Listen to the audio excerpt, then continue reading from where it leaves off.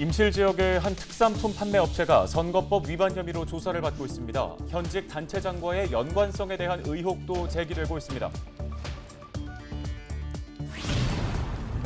한국 매니페스토 실천본부가 최근 시군별 공약 이행 평가 결과를 발표했습니다.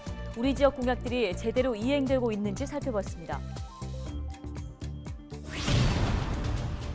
지난 더불어민주당 당대표 경선 과정을 두고 최인규 고창군 의장이 지역위원장인 윤준병 의원을 규탄했습니다. 고창 출신이 아닌 후보를 지지한 것은 군민을 무시한 처사라고 주장했습니다. 전북 지역에서 코로나19 확진자가 계속 발생하고 있습니다. 군산에서 확진 판정을 받은 2명은 모두 김제 가족 집단 감염 관련 확진자로 자가격리 해제 전 검사에서 양성 판정을 받았습니다.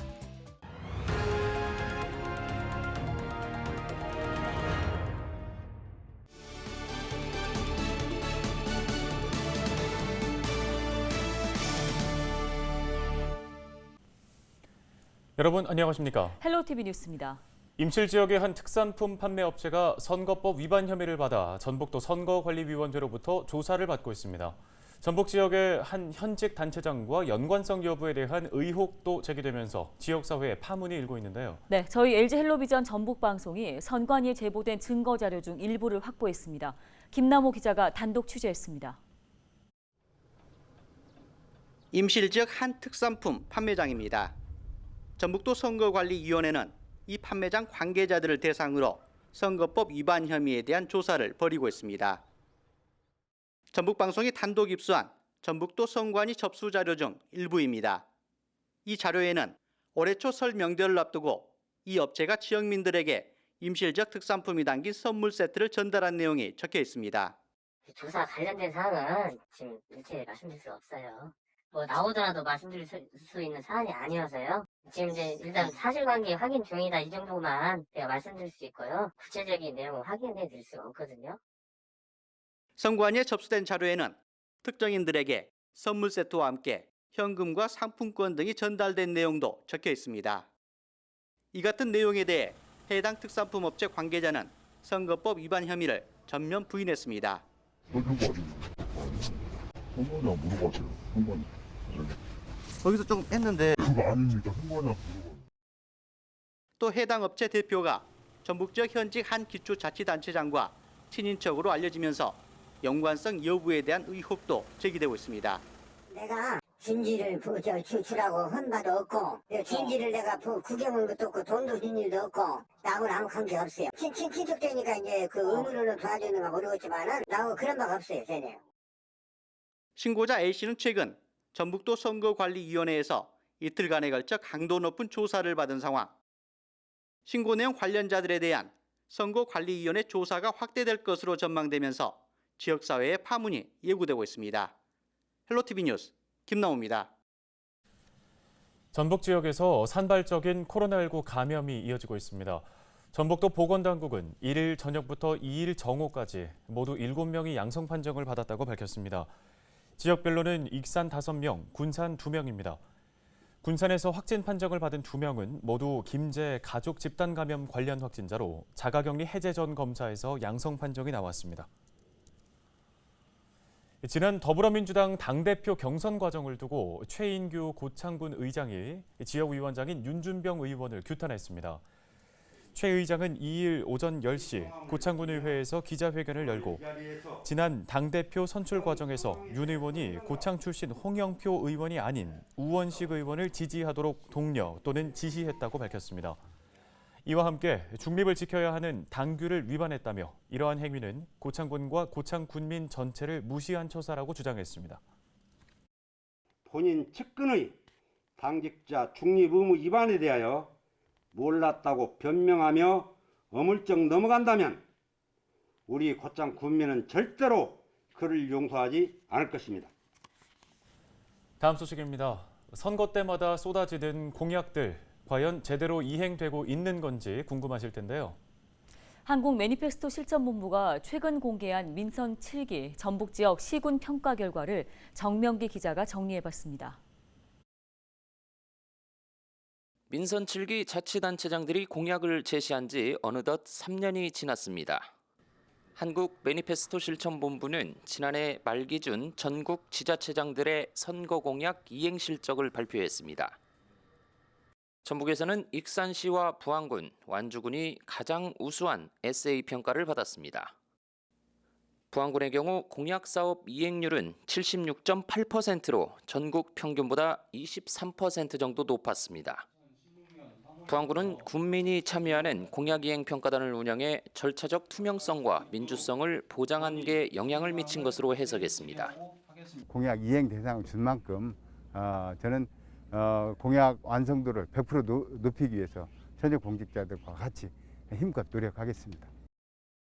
반면 임실군은 최하위 수준인 D등급을 받았습니다. 전북 14개 시군 가운데 유일합니다.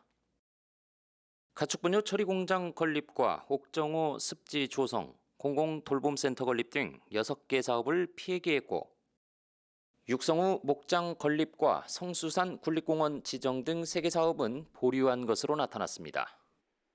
그렇지만 군 관계자는 이미 실행되고 있는 사업과 중복이 되거나 다른 사업으로 대신한 경우도 있다며 확대 해석을 경계했습니다. 상태나 멈춰있는 것들에 대해서 그냥 끝까지 가져가고 그럴 것이 아니고 말하자면 임기 내에 마무리될 어떤 취지에 맞는 것들을 자꾸 우리가 그런 얘기를 끌어올리기 위해서 그렇게 하는 것이기 때문에 전주와 남원시, 군산시, 김제시, 무주군이 우수 평가를 받았고 지난해 보궐선거를 치른 진안군을 포함한 나머지 시군은 중하위 수준을 기록했습니다. 공약 이행을 위한 임기 내 재정 확보 비율은 군산시가 100%로 가장 높고 정읍시가 24%로 가장 낮았습니다. 매니페스토 실천본부는 결과 발표에 앞서 지자체에 소명 기회를 주기 위해 보완 자료를 받아 최종 결과를 내놨다고 밝혔습니다. 헬로티비 뉴스 정명규입니다.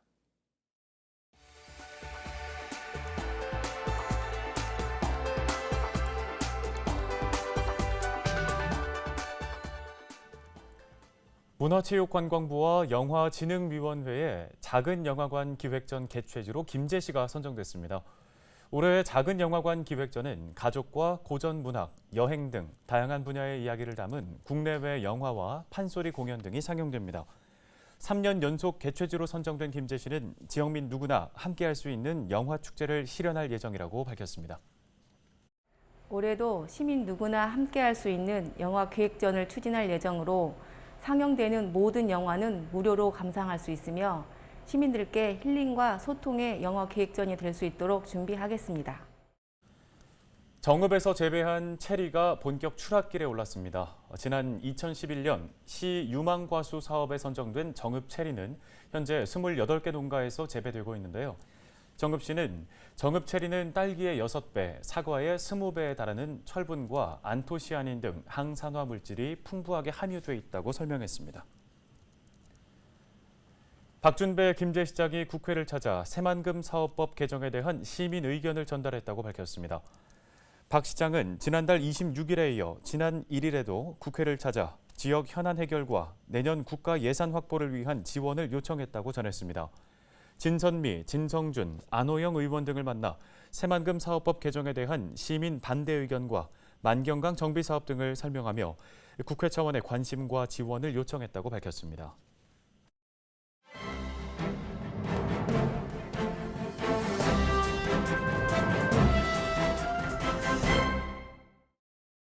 AI 아나운서가 전해드리는 신문 브리핑 전북일보 기사입니다. 코로나19 여파에도 불구하고 도내 중소기업이 중국, 베트남, 태국 등 해외 바이어와 1,895만 달러의 대규모 수출 계약을 성공적으로 체결했다는 내용입니다. 전북도는 1일 도내 중소기업 6개사가 전북경제통상진흥원 국제회의실에서 중국 등 6개국 해외 바이어와 비대면으로 1,895만 달러의 수출 계약을 체결했다고 밝혔습니다. 전북도는 동남아 신흥시장 개척을 위해 해외 통상거점 센터를 구축해 중소기업 해외 시장 진출을 지원해 오고 있습니다. 이번에는 침구류 제조업체 나비스의 현지 온라인 마케팅을 통해 인도에 60만 달러 수출 계약을 도왔고 베트남 식료품 유통 전문 바이어를 발굴하고 수출 상담을 주선해 삼성농원의 워터젤리 건강음료 100만 달러 수출을 이끌었습니다.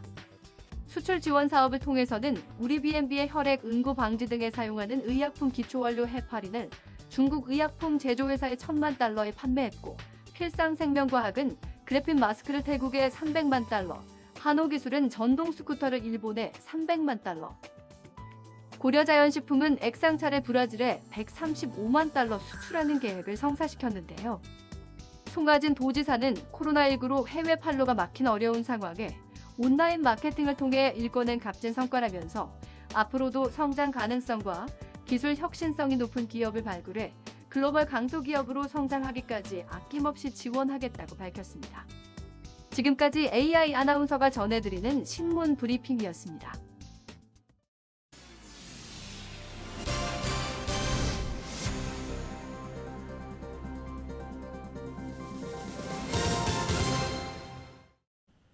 다음 소식입니다. 정읍 내장산에서 가장 오래되고 큰 단풍나무가 천연기념물로 지정됩니다. 문화재청은 내장산 금선 계곡에 있는 약 290년 된 정읍 내장산 단풍나무를 국가지정문화재 천연기념물로 지정 예고했습니다. 이 단풍나무는 높이 16.9m이고 밑동 둘레는 1.13m에 달하는데요. 단풍나무 숲이 아닌 단풍나무 한 그루가 천연기념물로 지정되는 건 이번이 처음입니다. 전북도가 시간제 보육시설 기관을 확대해서 운영합니다. 시간제 보육은 6개월 이상 36개월 미만 영아의 부모가 시간제 근로와 병원 진료 등의 이유로 보육기관 도움이 필요할 때 한시적으로 이용하고 보육료를 지불하는 서비스인데요. 이용 방법은 인터넷 사이트 아이사랑을 통해 아동을 등록하고 예약하시면 됩니다. 전북도는 현재 시간제 보육시설 21곳을 운영 중인데 오는 11일까지 4곳을 추가 신청받습니다. 순창군민 4명 중 1명은 코로나19 백신을 접종한 것으로 나타났습니다. 순창군은 6월 1일까지 7,090명이 1차 접종을 마쳤다고 밝혔습니다.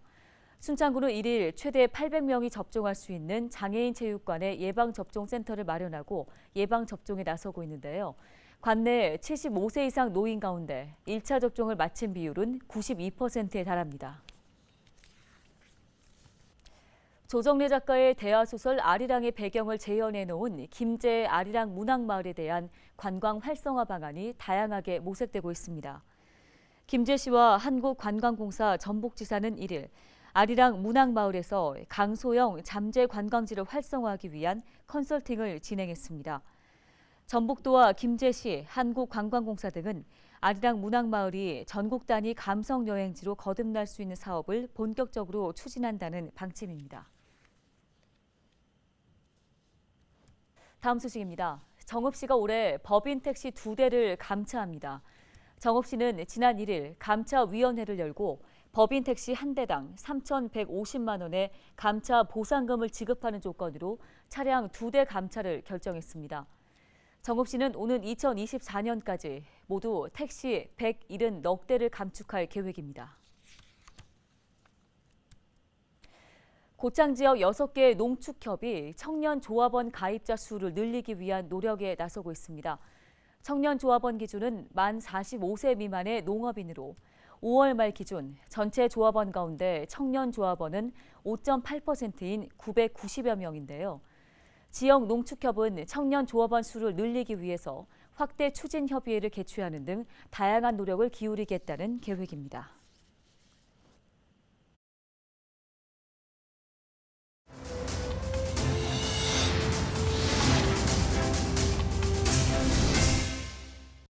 충남 서산의 한 공군부대 여성 부사관이 선임 부사관에게 성추행을 당한 뒤 극단적인 선택을 해 안타까움을 자아내고 있습니다. 피해자가 성추행 사실을 상관들에게 보고했는데도 상관들은 묵살과 회유로 일관한 것으로 알려졌는데요. 네, 그녀는 왜 혼인신고 다음 날 생애 마감을 선택한 걸까요? 그것도 자신의 마지막 모습을 영상에 남기면서 말이죠. 억울한 죽음을 밝혀달라는 유족의 외침에 군 당국은 철저한 진상 규명과 관련자 처벌로 답해야 할 겁니다. 뉴스 마치겠습니다. 고맙습니다.